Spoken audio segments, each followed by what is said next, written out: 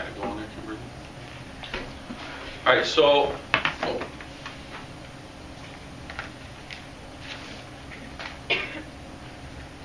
That wrong there. That's okay. It should say chapters 13 and 14. All right, so you read chapters 13 and 14. Why did the witch want Edmund dead? What would that gain her? Jesse?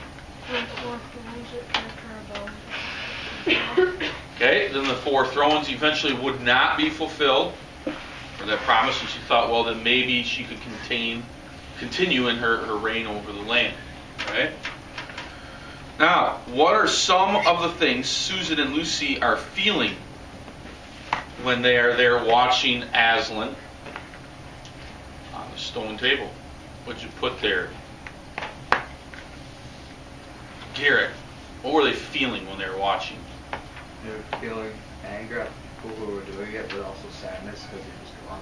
Hey, they felt 2 things. Anger, they were upset, angry at the others all around them, the evil animals who were on the side of the witch.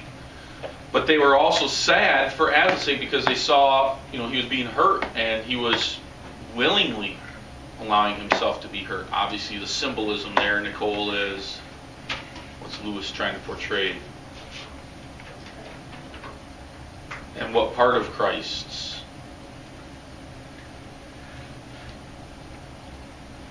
Faith. Yeah, but what point, what is almost a direct parallel? Garrett. When he was captured by Judas. And then what did the people do to him? What did the Jews do to Jesus after he was captured and taken in? Emma. They mocked him. Okay, mocked him. What else did they do to him? Jesse? They bound him. They bound him with ropes. Okay. Okay. But what did they do to Christ? Katie? Spit on him? Grant? Whipped him? Garrett? He gave him the crown of thorns. Crown of thorns? Okay. Joe? Gave him vinegar to drink. Well, that's later when he's on the cross. This is when he's in front and being tried. So, and when they did all those things, what did he do back? What did Jesus do back, Micah? He didn't do anything. And that obviously is the picture that C.S. Lewis is trying to make for his readers. Now, when Aslan announced that the White Witch has renounced all claim on Edmund's blood, what do you think is the price that had to be paid? She says, okay, I've renounced all claim. I don't say, I'm not requiring Edmund to die. But what's the price that needs to be paid for that, though? What's the only way that she would renounce claim on his blood? What did...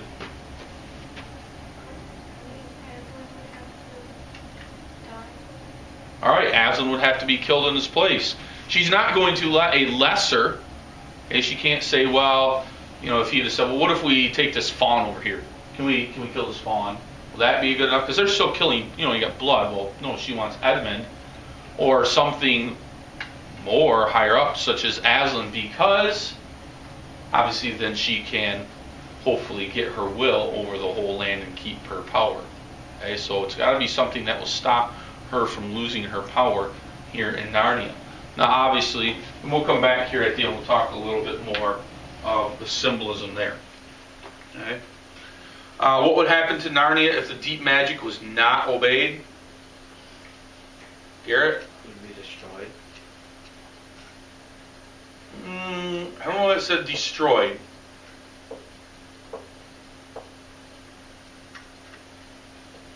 What would happen though? Who would continue to grant? The White Witch would stay. Yeah, the White Witch would stay ruler of all the land. Okay, if the deep magic. Now, obviously, there's some symbolism, and we'll get to that here.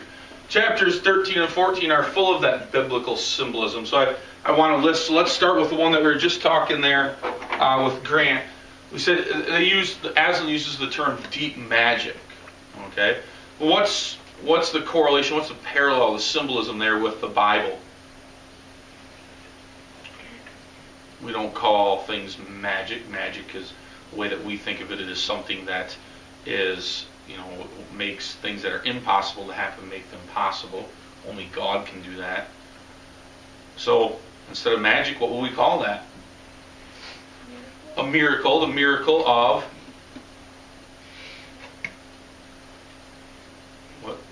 what is it? What great miracle has been done for you and me? The miracle of Micah?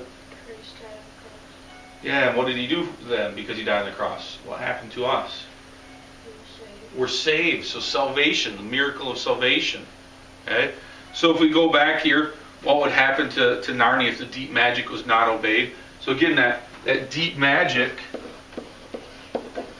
kind of equals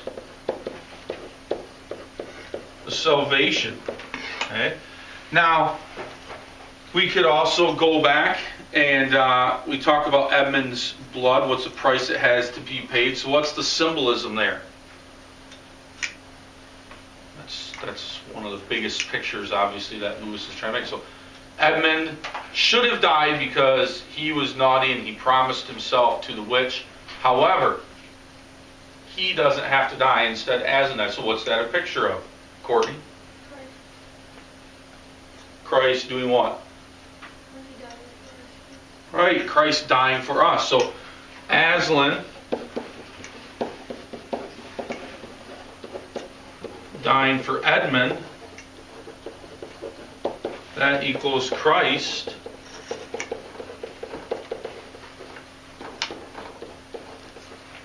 dying for us. Okay? We already said another symbol was Aslan tied up equal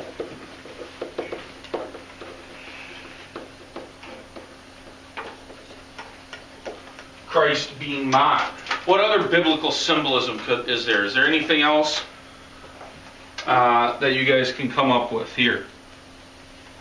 We come up with some new stuff here. Keep going on. What are some other things? Any other symbolism here in these two chapters that we see? Okay. Well, maybe that they both got lonely and that. Okay. Think of Susan and Lucy. What did they, they have almost the whole chapter to themselves there. What did they do? They helped them cancel and had it found. Yeah. And then after he died, what did they go to do to him? What did Susan and Lucy do? Or am I getting ahead of myself there? I think I'm getting ahead of myself there. That might be the next chapter. So we better hang on to that one. Okay? But anyways, there's all kinds of beautiful examples that we see. Okay? And Susan and Lucy going and watching are probably like the apostles and Mary Magdalene and the others watching Jesus on the cross while he was mocked and scourged and made fun of. Okay? So there's just a lot of symbolism. Obviously that's what C.S. Lewis is trying to do here. And we'll test you here. Does anybody know a very famous book? What the title is? Written by a man named John Bunyan. And it also is just like this book where it's trying to teach us about the Christian life. Lewis is more teaching about salvation and biblical principles, but anybody read maybe a shortened version of Pilgrim's Progress? Not very many. Maybe we'll have to save that for later. Anyways, that's another book too. And I'll bring in a couple other books by C.S. Lewis, and again, and it shows, he likes to do that in his books to show some symbolism. Okay? Alright, so let's quick go over what we've got 3 chapters to finish up today. So the last 3 chapters, the Lion, the Witch, and Wardrobe. How does it end up? Aslan was lying dead there on the stone. Okay, and in these chapters, there's not worksheets for chapter 15, so you only see 16 and 17 there. Just some connecting words where you got to take the words and connect them into a sentence.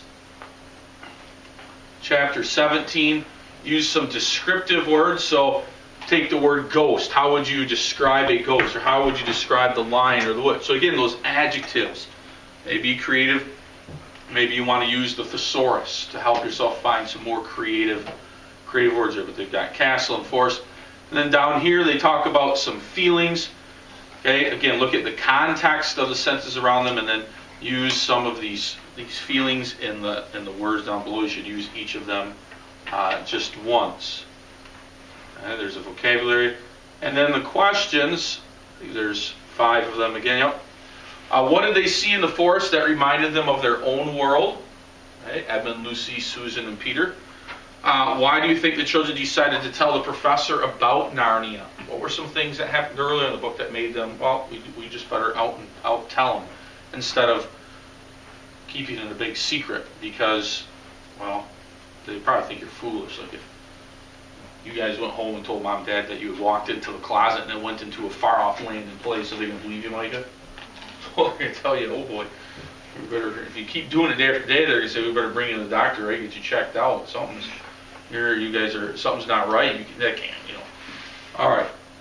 Anyways, read Romans 6, verse 23. Write this verse in your own words. So first you got to rewrite the verse in your own words. And why did someone else have to be punished for Edmund's betrayal, which we kind of talked about there. Read 1 Peter 3, verse 18. Who took the punishment for Edmund?